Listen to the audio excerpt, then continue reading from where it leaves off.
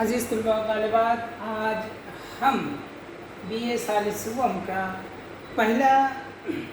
جو 13واں پرچہ ہے یعنی انشائیہ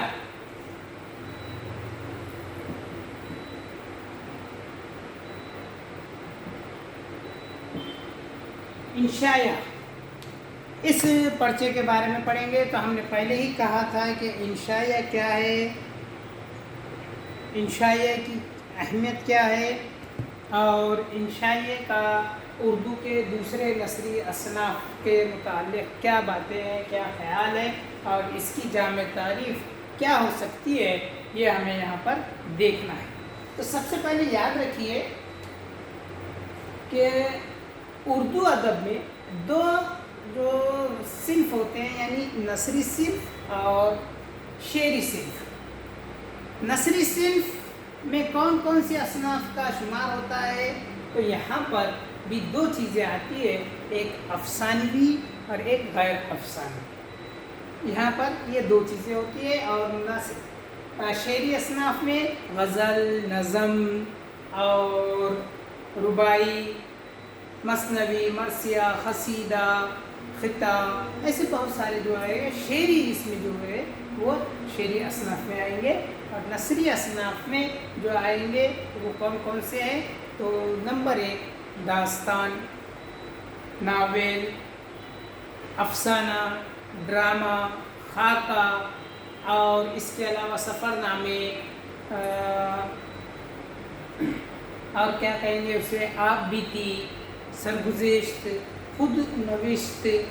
اور ایسے چیزیں جو ہے یہ کہاں پر آتے ہیں؟ یہ نثری اصناف میں آتے ہیں، اور اسی میں انشائیہ کا بھی شمار ہوتا ہے۔ تو یہ انشائیہ کیا ہوا؟ انشائیہ ایک نثری صنف ہے۔ کیسی ہے؟ نثری صنف ہے۔ داستان، غزل اور داستان، ناول اور جو ڈرامہ ہے، یہ سب چیزیں کہیں میں آتی ہے افسانوی ادب میں۔ افسانہ جو ہے یہ سب افسانوی ادب میں آتی ہے، اور باقی جو ہے خطوط نگاری ہے اور انشائیہ ہے، خاکے ہے، یہ سب کیا ہے غیر افسانوی ادب میں آئے گا۔ اب دیکھیے جتنے اردو کے اصناف ہے، اصناف کے تعلق سے جو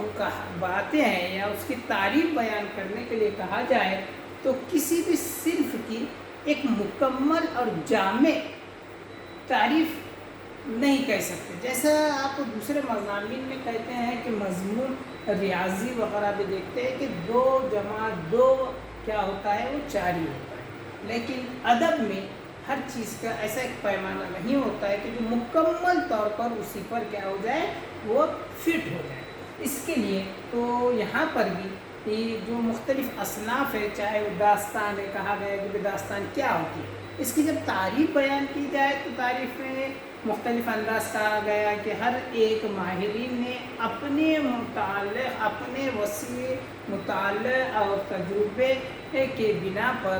اس کی کیا ہے تعریف بیان کی ہے۔ تو کسی نے کہا کہ داستان میں مافوق الفطرت عناصر کا ہونا ضروری ہے، کسی نے کہا کہ وہ خیالی کہانی کو داستان کہا جاتا ہے، کسی نے اس کا کیا ہے اس کا وقفہ بڑھا دیا ہے کہ بھئی جو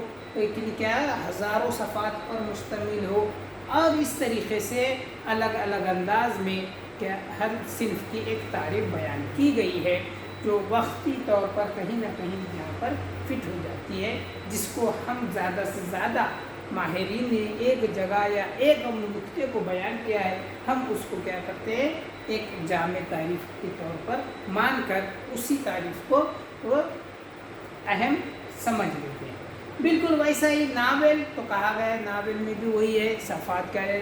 کہ جنہیں سینکڑوں صفحات پر مشتمل ہوتا ہے، لیکن اس میں کہا گیا ہے کہ کیا ہونا چاہیے، فرق کے صرف کہ سچی ترجمانی ہونی چاہیے، خواب و خیال کی دنیا نہیں ہونی چاہیے۔ تو یہی بات ہو گئی۔ پھر افسانے پہ بات آئی تو افسانے کی بھی تعریف کہی گئی کہ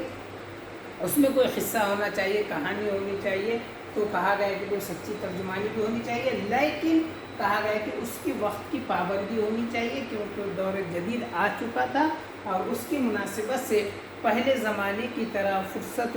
کے اوقات میسر نہ ہونے کی وجہ سے مختصر کیا گیا کہ مختصر کہانی کو افسانہ کہا گیا۔ تو اس طریقے سے ہر صنف کی ایک تعریف کہی گئی اور اسی تعریف کے مد نظر اس پر کیا ہے، اس کو لکھا گیا، تحریر کیا گیا۔ لیکن جب ہم یہاں پر انشائیہ کی بات آتی ہے تو یہ ایسی کون سی چیز ہے جس کو ہم انشائیہ کہہ سکتے ہیں؟ تو دیکھیے تقریباً جو ادب کے لٹریچر کے جو صنف ہے وہ خاص کر انگریزی ادب سے بہت زیادہ متاثر ہے، اس لیے خاص کر کیا کہتا ہے کہ اس کا انگریزی میں اس کی تعریف کیا ہوگی یا انگریزی میں اس کے لیے کون سا متبادل لفظ ہوگا۔ تو اس طریقے سے ہر چیز کو، جیسے ناول کو ناول سے لیا گیا ہے، وہ اس طریقے سے داستان وہاں جو اس پہ تھے، اور کہا گیا ہے کہ بھئی افسانے وغیرہ شارٹ اسٹوریز اس پہ یہاں پر الگ الگ نام دیے گئے ہیں۔ تو ہمارا پہلا سوال یہ آتا ہے کہ ہمارے ذہنوں میں جو پہلا سوال آتا ہے وہ یہ ہے کہ بھئی یہ انشائیہ ہے تو ہے کیا، اور اس کو کیا کہتے ہیں، اور اس کی کیا مکمل تعریف ہونی چاہیے۔ تو دیکھیے اس کے لیے جو کہا گیا ہے، اس کے لیے جو لفظ استعمال کیا گیا ہے، خاص کر وہ لفظ جو ہے انگلش میں ایسے، یہ لفظ استعمال کیا گیا ہے، لیکن یہ پوری طریقے سے اس پر سوٹیبل نہیں ہے، کیونکہ الگ الگ ماہرین میں الگ کہا گیا ہے۔ دیکھیے اگر بات کی جائے تو کہا گیا ہے کہ انشاء کی تعریف کا مسئلہ افسانے یا ناول کی تعریف سے کچھ کم پیچیدہ نہیں، لیکن پیچیدگی اس وقت رونما ہوتی ہے جب آپ انشائیہ کی جامع اور معنی تعریف پر مصر ہو۔ انشائیہ کی بھی جامع اور معنی تعریف متعین نہ ہو سکے گی، پھر بھی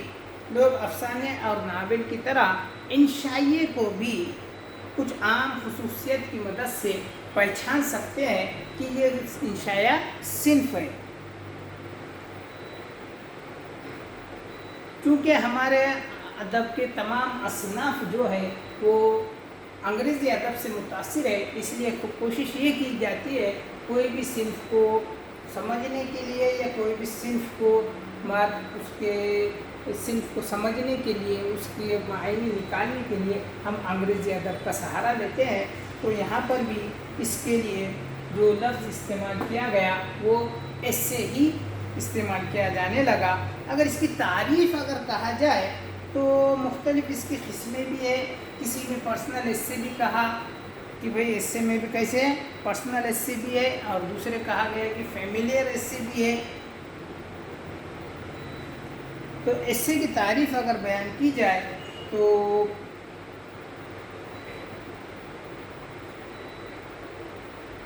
ایک ہاؤسٹن پیٹرسن نام کا ایک پروفیسر ہے جو کولمبیا یونیورسٹی میں فلسفے یعنی فلسفی کے پروفیسر تھے، تو ان کا یہ خیال ہے کہ ایسے کیا ہو سکتا ہے، خاص کر پرسنل ایسے، اس کے لیے ورڈز استعمال کیا جا رہا ہے، تو اس کی تعریف کیا ہو سکتی ہے۔ تو دیکھیے وہ کہتا ہے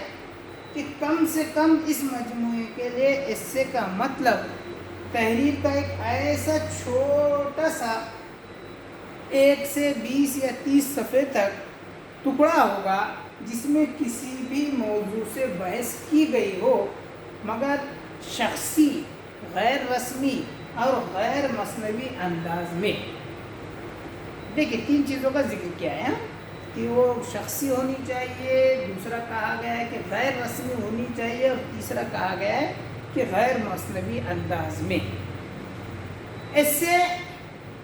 مفکرانہ ہوگا لیکن سنجیدہ نہیں، وہ فلسفے سے قریب ہوگا لیکن فلسفے کی طرح باقاعدہ نہیں، اس میں ایک قسم کی ڈھیلی ڈھالی وحدت ہوگی لیکن اس میں اصل موضوع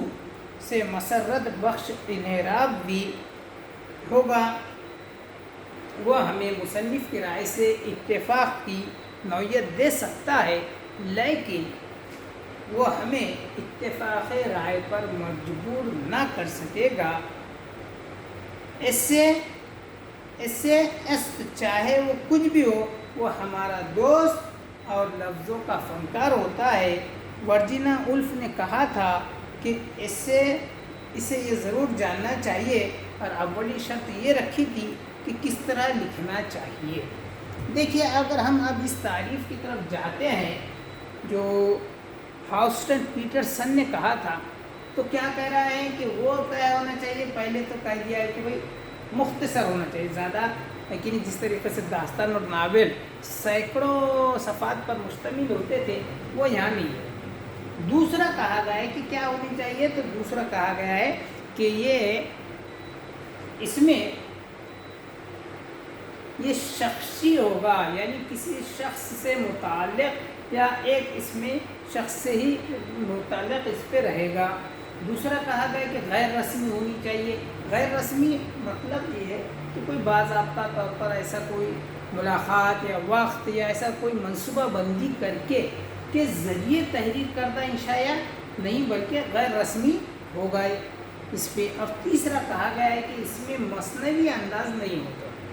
یعنی اس پر آپ اپنے انداز سے کچھ بھی ذہن سے کچھ یہ کہہ رہے ہیں یہ نہیں رہے گا، بلکہ مثنوی انداز اس میں نہیں آنا چاہیے۔ پھر کہہ رہا ہے کہ فلسفے کے فلسفہ نہیں ہوگا، لیکن فلسفے کے بالکل خرید ہوگا، اور کہہ رہا ہے کہ اس میں مفکرانہ انداز تو ہوگا لیکن مفکر ہوگا کیا،